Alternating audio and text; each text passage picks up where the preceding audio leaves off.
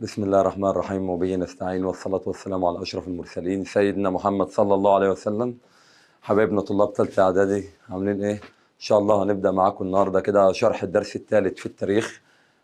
أول درس كان عندنا طبعا مصر بين العثمانيين والمماليك، وخدنا فيه إزاي المماليك كانت موجودة والعثمانيين وسليم الأول لما جه مصر. بعد كده بدأنا معاك واحدة واحدة وقلنا الدرس الثاني الحملة الفرنسية على مصر، وهنتكلم فيها بالتفصيل إن شاء الله.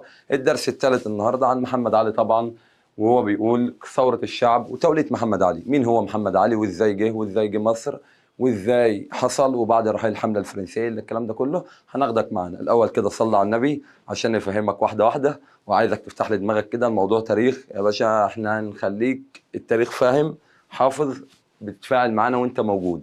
واحدة واحدة كده. بسم الله الرحمن الرحيم، يلا معانا بسم الله. قال الوحدة الثالثة هناخد فيها الدرس الثالث ثورة الشعب المصري وتولية محمد علي. عايز أعرف أحوال مصر قبل تولية محمد علي. طبعا مصر كانت عاملة إيه قبل محمد علي يتولى. طبعا هناخدك بس في حاجة بسيطة كده أفكرك بيها واحدة واحدة. إيه هي؟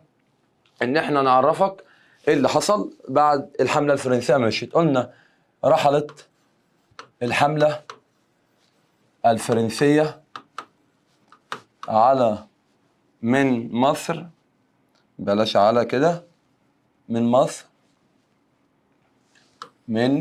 مصر رحلت امتى؟ عام 1801.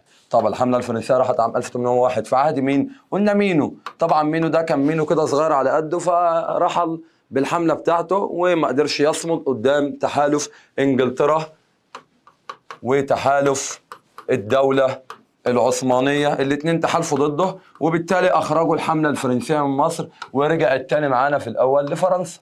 كلام جميل. أنا هاخد بقى النهاردة اللي أنا هاخده إن شاء الله أحوال مصر بعد رحيل الحملة الفرنسية.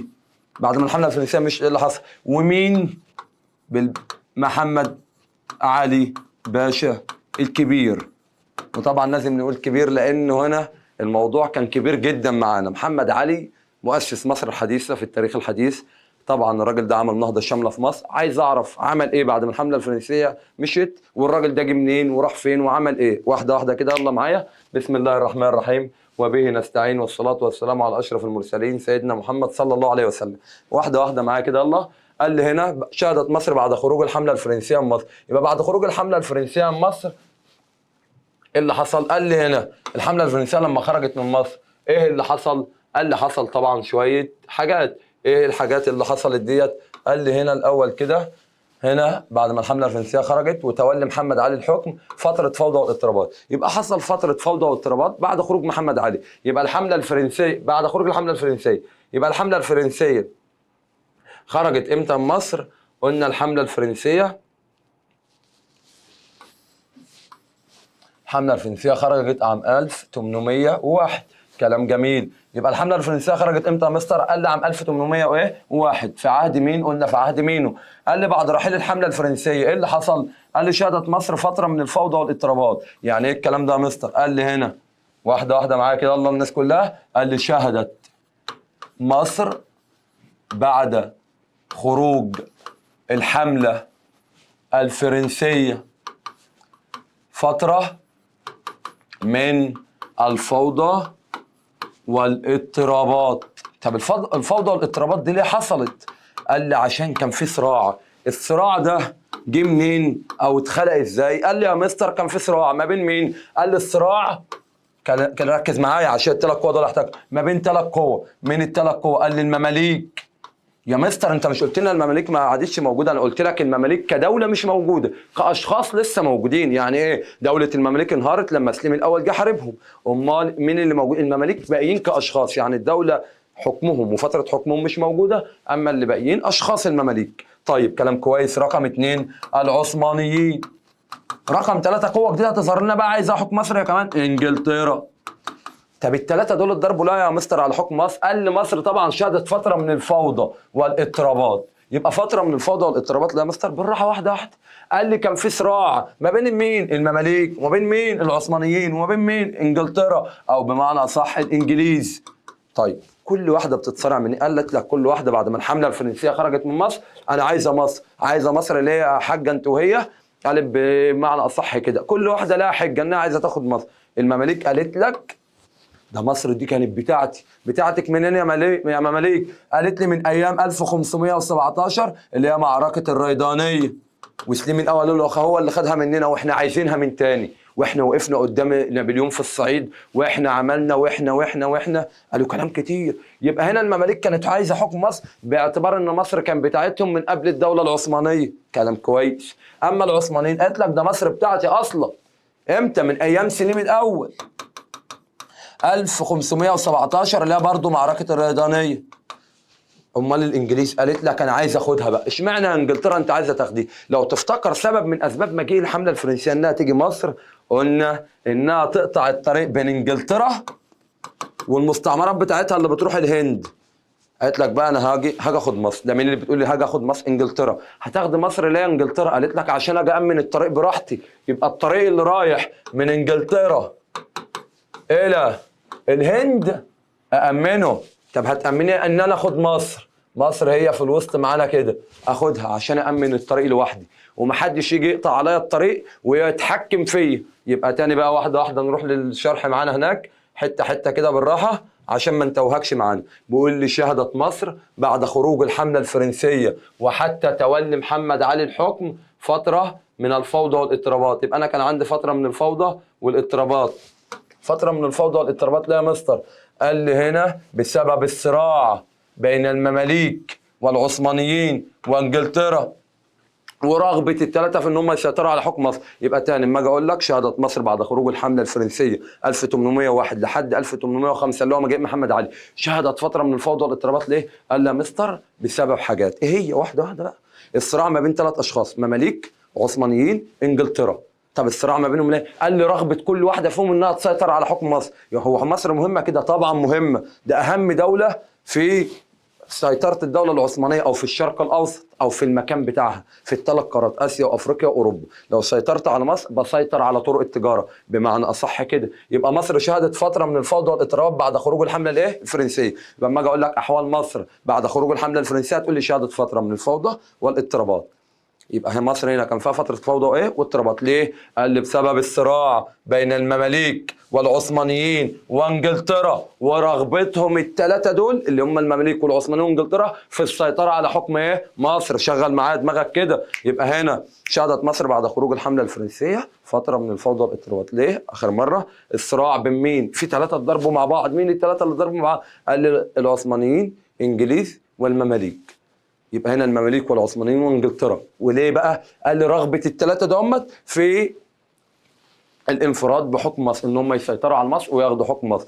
طب مصر في الاخر بعد نهايه الصراع ده مصر هتبقى تبع الدوله مين؟ قال لي الدوله العثمانيه. اشمعنى يا مستر الدوله العثمانيه؟ افكرك احنا قلنا ان مصر تابعه للدوله العثمانيه من ايام معركه الايه؟ الريدانيه يا باشا. المعركه الريدانيه دي كانت امتى؟ 1517 ايام مين؟ عمك سليم الاول لما جه سيطر على مصر. يبقى هنا قلنا شهدت مصر فتره من الفوضى والاضطرابات. ليه؟ بسبب الصراعات ما بين ثلاثه، المماليك، العثمانيين، انجلترا، ورغبه الثلاثه دول في السيطره على حكم مصر. مين اللي كسب في الاخر بقى مستر براحه كده؟ او الصراع ده انتهى لصالح مين؟ لصالح الدوله العثمانيه. اشمعنى الدوله العثمانيه يا مستر؟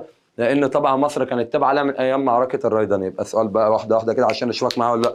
يبقى هنا احوال مصر بعد رحيل الحمله الفرنسيه كانت متميزه بالامن والاستقرار ولا الفوضى والاضطرابات؟ قال الفوضى والاضطرابات. طب اشمعنى مصر حصل فيها فوضى واضطرابات بعد رحيل الحمله الفرنسيه؟ قال لي بسبب الصراع بين، ايوه هنا كده، لا بلاش هنا، بسبب الصراع بين ثلاث قوى، الصراع بين المماليك والعثمانيين وانجلترا ورغبتهم الثلاثه ده ان هم يسيطروا على حكم مصر. جميل قوي. مين اللي سيطر في الاخر؟ قال لي الدوله العثمانيه. اشمعنى الدوله العثمانيه؟ قال لي باعتبار ان مصر كانت تابعه للدوله الايه؟ العثمانيه من ايام ايه؟ معركه الريدانيه لما سليم الاول جه حارب تومان باي في مصر وخد منه مصر.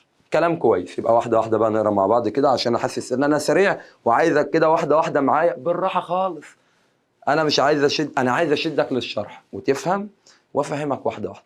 يبقى هنا شهاده مصر بعد خروج الحمله الفرنسيه فتره من الفوضى وحتى تولي محمد علي الحكم فتره من الفوضى والاضطرابات. ليه؟ قال لي بسبب الصراع بين المماليك والعثمانيين وانجلترا، ورغبتهم الثلاثه ان هم يسيطروا على حكم مصر. طيب مين اللي انتصر في الاخر؟ قال استعاده الدوله العثمانيه سيطرتها على مصر. يبقى الصراع انتهى في صالح مين؟ الدوله العثمانيه.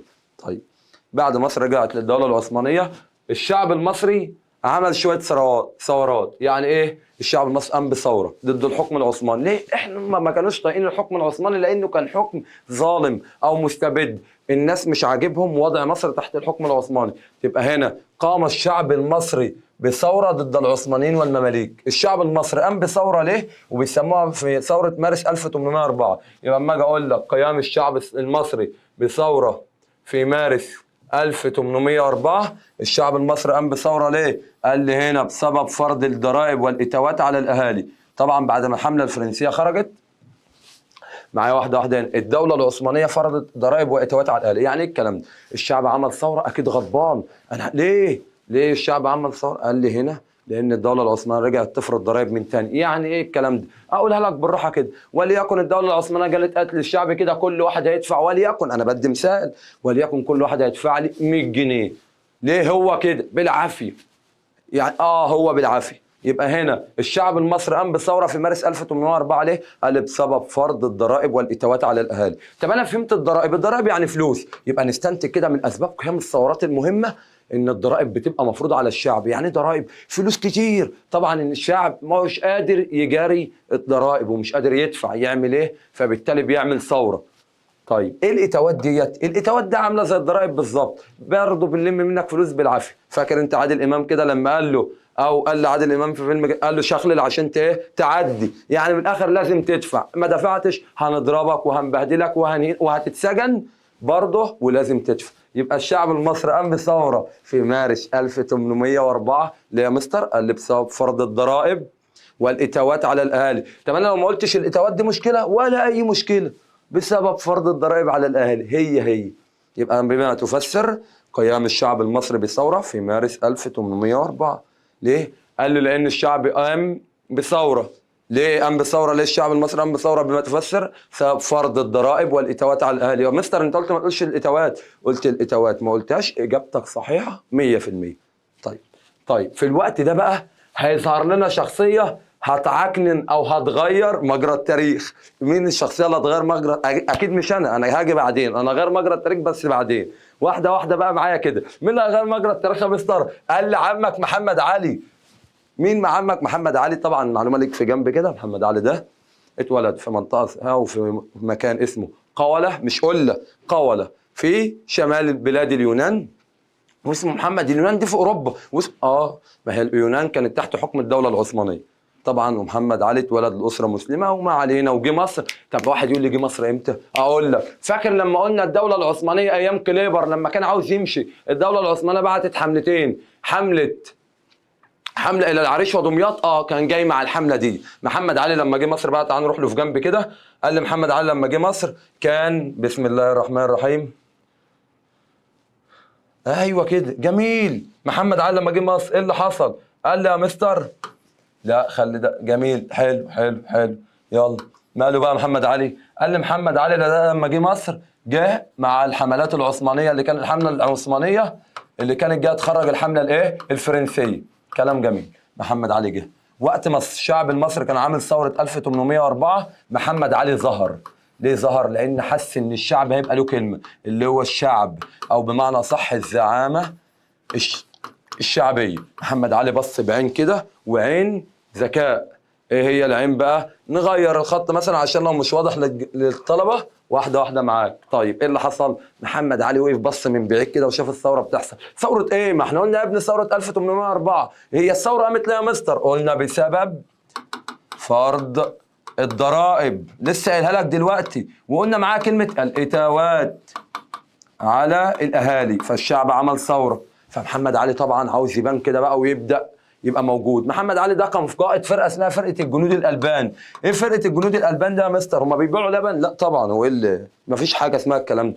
الالبان ديت قال لي كانت اقوى فرق الجيش العثماني، وطبعا كان تبع الدوله العثمانيه. فجم هو كان قائد الجنود الالبان. فشاف الشعب المصري عامل ثوره. تعال بقى نروح للتانيه كده عشان تبقى انت متابع معايا خطوه بخطوه. قال لي يا مستر عمل ايه؟ رقم واحد موقف محمد علي من الثوره. قال لي خشى محمد علي ان تصيب الثوره جنوده.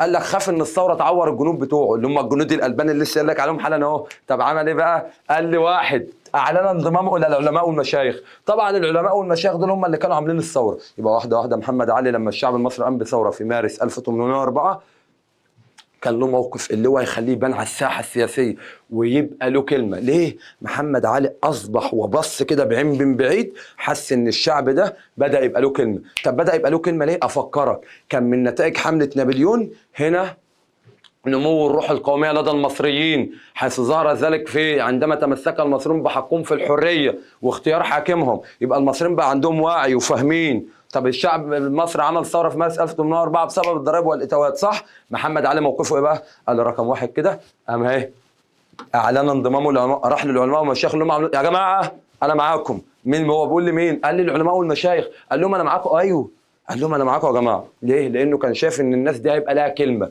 يبقى رقم واحد في موقف محمد علي يا باشا ايه هو؟ اعلن انضمامه للعلماء والمشايخ. اتنين ركز معايا، اختلط بالاهالي الساخطين. مين الاهالي الساخطين دول؟ اهالي اللي مش عاجبهم حال البلد، اللي هو بيبقى وعاوز يشتم بس مش عاوز يتكلم. بمعنى اصح الناس الساخطين اللي مش عاجبهم اوضاع البلد واحوالها.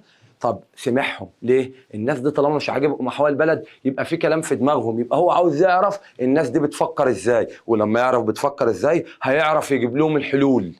يبقى كان ذكي محمد علي. انت بتتعامل مع شخصيه ذكيه في التاريخ. يبقى رقم واحد موقفه ايه؟ قال لي يا جماعه اعلن انضمام العلماء والمشايخ، انا معاكم يا جماعه. انا جاي، انا اللي انتوا عايزينه انا قاعد معاكم اهو. انا تحت امركم للعلماء والمشايخ. اتنين اختلط بالاهالي الساخطين، راح للاهالي الساخطين اللي هم مش عاجبهم، انا معاكم برضه واللي انتوا عايزينه. سمع منهم هم زعلانين ليه. ركز بقى، تعهد للعلماء. هم كانوا العلماء اصلا كانوا عاملين الثوره ليه؟ قال لي بسبب الضرائب. خليك معايا يا باشا، والاتوات لما قلت لك شخلل عشان ايه؟ تعدي. يبقى هنا عهد للعلماء ان هو يبذل قصارى جهده ليه بقى؟ لرفع الضرائب عن الناس. قال لهم انا هعمل اقصى جهد عندي عشان اشيل من عليكم الضرائب. انا مش هنام ولا هروح اشوف الجماعه ولا هاكل ولا هستغدى ولا هتعشى ولا هعمل اي حاجه. انا بص، انا حياتي كلها تبقى قايمه ان انا اشيل عليكم الضرائب اللي الدوله العثمانيه الوحشه حطتها عليكم. يبقى تاني موقف محمد علي قلنا اعلن انضمام العلماء، راح للعلماء والشيخ قال لهم انا معاكم يا جماعه. رقم اتنين قال لي اختلط بالاهالي الساخطين اللي هم مش عاجبهم حال البلد. رقم ثلاثة راح للعلماء وتعهد لهم يا جماعه والله ما هيجي لي نوم الا ما اشيل من عنكم الضرائب ولازم اقف معاكم. كلام كويس. طبعا الشعب المصري بص لمحمد علي كده بعين قال الله الله، هو الراجل ده بيعمل معانا كده ليه؟ قال لك وقف معانا. اختلط بالاهالي الساخطين وسمع منهم، قال لهم انا هشيل عليكم الضرايب. اعلن ان هو واقف مع، بصوا كده قال لك ده الراجل ده شكله طمعان في حكم مصر. محمد علي قبل ما تجيلهم الفكره قام جاي عامل ايه؟ قال لهم يا جماعه والله انا عندي حل لكم حلو قوي. في واحد اسمه خورشيد باشا. مين خورشيد ده؟ كان ماسك اسكندريه او محافظ اسكندريه او حاكم اسكندريه، والراجل ده كان من الدوله. قال لهم الراجل ده جميل زي الفل، انا بقترح عليكم ان انتوا عينوه والي على مصر. وفعلا السلطان العثماني وافق وعينه. يبقى محمد علي ظهر قدامهم ان هو مش طمعان في حكم مصر. يا جماعه ده انا والله هم مصلحتكم، ده انا مش هنام الليل الا لما اشوف مصلحتكم اللي انتوا عايزينها هعملها لكم. يبقى موقف محمد علي من الثوره، واحد قلنا اعلن انضمامه للعلماء والمشايخ. اثنين اختلط بالاهل الساخطين اللي مش عاجبهم حال البلد وبدا يسمع منهم الكلام. ثلاثه قلنا تعهد للعلماء انه يبذل قصارى جهده وجهوده كلها ليه؟ قال لي عشان يرفع الضرائب عنهم. جميل قوي. الناس بصت له قال لك قبل ما الناس تبص له وتفكر انه طبعا، قال لهم يا جماعه والله ده انا عندي واحد اسمه خورشيد باشا، الراجل ده بيحكم اسكندريه جميل قوي، ومسكوه حكم مصر. وفعلا مسكوه. هو محمد علي عمل كده ليه؟ محمد علي نتيجه بس انه عمل كده النتائج المترتبه. قال لي النتائج المترتبه على موقفه الاربعه ده هم الاربع حاجات اللي هو عملهم. كسب محمد علي عطف الشعب وثقه زعماء. كسب عطفهم ليه؟ قال لك الراجل وقف معانا وشافنا عايزين ايه وقال لنا هاتوا خورشيد وقال لنا اعملوا كذا. يبقى بمعنى صح الراجل ده راجل شكله راجل محترم وغلبان وبيحب العدل. يبقى هنا ادى ذلك الى كسب محمد علي عطف الشعب وثقه زعمائه ونظروا اليه كرجل عادل بيكره. قال لك ده الراجل ده شكله عادل جدا وبيكره الظلم، بيفكرني بواحد في بس ما علينا. يبقى هنا موقف محمد علي من الثوره هنا واحد واحد قلنا جهره بالانضمام، راح للعلماء والمشايخ قال لهم انا معاكم. اثنين اختلط بالاهل الساخطين اللي مش عاجبهم حال البلد. ثلاثه تعهد للعلماء ان هو يبذل اقصى حاجه عنده ان هو يرفع عليهم الضرائب. اربعه بقى قال لك قبل ما يفكروا انا مش طمعان والله في حكم مصر، قال لهم يا جماعه في واحد اسمه خورشيد هاتوا يمسك حكم مصر. والناس سمعت كلامه وجابوا خورشيد، والسلطان العثماني عايزين خورشيد، ايوه عايزين خدوا خورشيد اهو حاكم عليكم. طب النتيجه اللي محمد علي عمله، يقول الراجل حلو واقف معانا، قال لي ما النتائج اللي ترتبت على موقف محمد علي من الثوره 1804؟ كسب عطف الشعب وثقه زعماء، كسب عطفهم وثقتهم وبصوا له انه راجل عادل وبيكره الظلم. طب محمد علي كان كده؟ لا طبعا خالص، ده الراجل ضحك عليهم قال لهم هاتوا خورشيد، وعارف ان خورشيد وحش بس خلاها بقى معانا. يبقى ما النتائج المترتبه على موقفه؟ كسب محمد علي عطف الشعب وثقه زعمائه وبص له كرجل عادل بيكره الظلم طبعا. وده الموقف اللي باين. ايه اللي حصل بعد كده بقى؟ كمل معانا واحده واحده في الاحداث. يبقى هنا واحده واحده اقول لك اللي انا قلته تاني كده. قلنا شهدت مصر بعد خروج الحمله الفرنسيه صراع بين ثلاث قوى، مماليك وعثمانيين انجلترا. طيب بما تفسر؟ قال لي رغبه الثلاثه ان هم يسيطروا على مصر. طيب في النهايه الصراع راح لمين؟ قلنا للدوله العثمانيه. كلام جميل قوي. طيب بعد ما الدولة العثمانية استعادت حكم مصر، الشعب المصري عمل ثورة، أهم ثورة في الثورات اللي عملها 1804. ليه؟ قال لك بسبب فرض الضرائب والإتاوات على الأهالي، شخل لازم ناخد فلوس. طيب الشعب المصري كان له موقف وكان له دور. مين اللي لاحظ الدور ده بقى بعين من بعيد كده؟ عمك محمد علي. موقف محمد علي من الثوره قلنا جهره بالانضمام، قال لهم يا جماعه انا معاكم. راح للعلماء والمشايخ قال لهم انا معاكم، انا من ايديكم دي لايديكم دي. اثنين اختلط بالاهالي الساخطين اللي مش عاجبهم حال البلد وشافوا مش عاجبهم حال البلد. ليه؟ ثلاثه قال لهم للعلماء والمشايخ والله انا ما هنام الا ما اشيل من عليكم الضرائب. وتعهد للعلماء بان يبذل قصارى جهده كل الجهد بتاعي لرفع. انا مش بص بقى مش هروح اشوف الحاجه في البيت الا ما اشيل من عليكم الضرائب. بص له كده انه راجل حلو، قال لك لا استنى بقى خد التقيل. ايه؟ قال لهم في واحد اسمه خورشيد باشا والي محافظ اسكندريه هتمسك ولي عليكم. بالفعل جابوه. ما النتائج المترتبه على موقفه بقى اللي احنا قلناه؟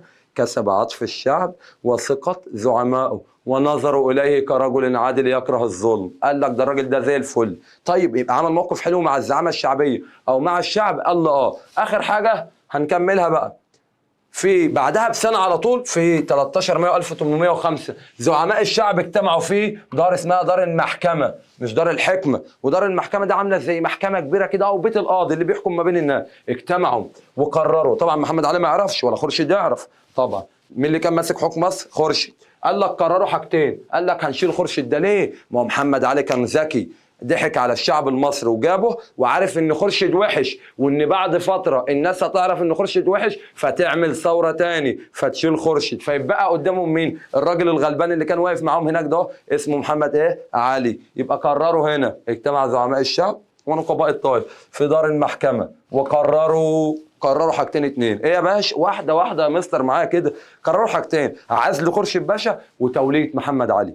طب راحوا بقى لمحمد علي كده، الزعامه الشعبيه خدت نفسها راحت لمحمد علي، فتح الباب اتفضلوا يا رجاله وقعدوا مع محمد علي تعال نشرب كوبايتين شاي. والمهم محمد علي ايه يا رجاله في ايه؟ قالوا له احنا عندنا حاجه عاوزين. اتفضلوا يا جماعه اللي انتوا عايزينه كله. قال له احنا قررنا نشيل خورشيد باشا ونمسكك انت يا محمد علي حكم مصر. قال لهم لا لا لا لا ده انا مش عايز حكم مصر خالص. لا قالوا له انت يا محمد يا علي هتمسك حكم مصر؟ يعني انت يا محمد يا علي؟ لا والله يا جماعه انا كنت قاصد اقف معاكم. قال لهم انت يا محمد يا علي. يبقى معنى صح يا محمد علي يا بلاش، واحد غيره ما ينفعناش. بس قالوا في شروط. قال لهم يا جماعه انتوا تامروا انتوا مش تشرطوا. ايه الشروط؟ قال لك هنا ان تحكم بالعدل. قال لهم اصلا انا ما اعرفش حاجه غير العدل. هو العدل هو في حاجه ثانيه؟ هو العدل اللي انا اعرفه. كلام جميل قوي. اتنين اوعى تعمل يا محمد حاجه او تاخد امر الا بمشورتنا وتقول. قال لهم اصلا اعتبروني كده ماليش اي لازمه، انا خيال واقف اللي انتوا عايزينه يمين يمين شمال شمال اكن انا مش موجود اصلا. بجد قالوا له والله العظيم انا مش هبقى موجود. يبقى هنا اجتمع زعماء الشعب ونقباء الطائف فين؟ في دار المحكمه. قرروا حاجتين: عزل خورشيد وتوليه محمد علي. محمد علي بقى طبعا قال لك مش المهم. ليه؟ طبعا دايما الممنوع مرغوب. يعني ايه؟ هو اما يتمنع هم يقولوا له لا انت تيجي. وبمعنى اصح بالبلدي كده قالوا له محمد علي يا بلاش، واحد غيره ما ينفعناش. وقرروا قال له يا محمد علي بس في حاجتين انتوا تأمروا انتوا مش تشرطوا، انتوا تأمروا علينا. ايه هو؟ ان تحكم بالعدل. لازم تحكم محمد علي بالعدل. اتنين اوعى تاخد حاجه وتعملها الا ما تقول لنا. قال لهم انا خيال اللي انتوا عايزين، يمين يمين شمال شمال. طبعا احنا قلنا ايه بقى اللي حصل؟ قلنا في 13 ما اجتمع زعماء الشعب ونقباء الطائف وقرروا حاجتين: عزل خورشيد وتوليه محمد علي. واخذوا عليه مواثيق. ايه يا محمد تحكم؟ قال لهم ده انا عينيا الاثنين. ايه كمان؟ اوعى تعمل امر من تقول. قال لهم والله انا خيال، اللي انتوا عايزينه انا معاكم فيه. كلام كويس. طب مين اللي لازم يوافق في الكلام ده؟ الباب العالي، الراجل الكبير. مين هو الكبير في الوقت ده؟ هو كبير وملوش لازمه بس كبير يعني. هو مين بقى؟ السلطان العثماني. قال لك بعتوا للسلطان العثماني هنا احنا عايزين محمد علي. ليه؟ قالوا له محمد علي يا بلاش واحد غيره ما ينفعناش، لازم محمد علي. طيب قال لهم عايزين، قال لهم خدوا محمد علي. اصدر فرمان السلطان العثماني. ايه يعني ايه فرمان؟ قرار. وقرار السلطان العثماني امر قطعي، يعني إيه؟ لازم ينفذ. لو على رقاب الناس بينفذ، لانه هنا ممثل الدوله العثمانيه والباب العالي وكلمته بتمشي على مسلمين الارض كلها في وقتها، اللي هو كلمه السلطان العثماني. قال ايه بقى؟ ما المقصود بفرمان الاول كده؟ قال لي امر سلطاني بيصدر من السلطان العثماني، يصدر من قبل السلطان العثماني واجب التنفيذ. يبقى امر يصدر من السلطان العثماني لازم يتنفذ، مفيش في نقاش. السلطان العثماني قال لهم عايزين محمد، قالوا له محمد علي. قالوا لهم خدوا محمد علي، بلاش خلاص مش عايز صداع تاني، هو محمد علي اهو. يبقى اصدر السلطان العثماني فرمان في 1805 هنا. قال ايه بقى؟ عزل خورشيد. يلا يا خورشيد طير روح. رقم 2 تعيين محمد علي والي على مصر. قال له محمد علي تمسك يا محمد علي والي على مصر.